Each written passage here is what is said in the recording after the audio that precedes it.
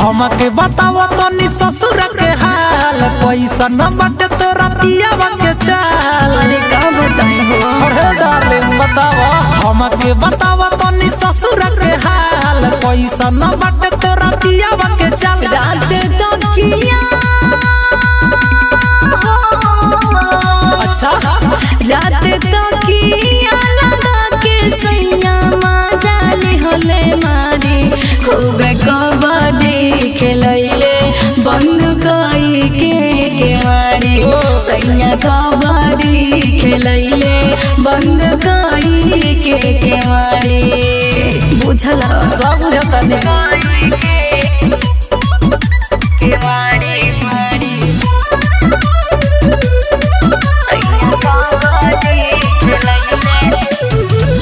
लूंगी के टूनी राजा जी चढ़ गईले सेज पा, चुमा चाटी कइले हाथ फेरले करेज पा।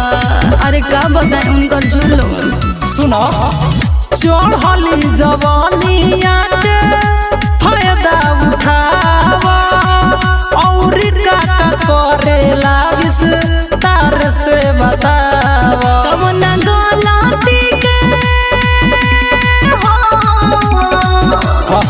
तब न गलती के राजा इतना साजा दिहले बारी।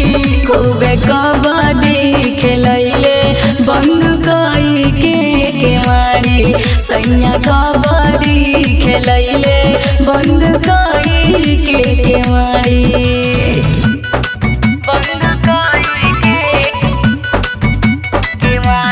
म्यूजिक बाय विवेक जोर।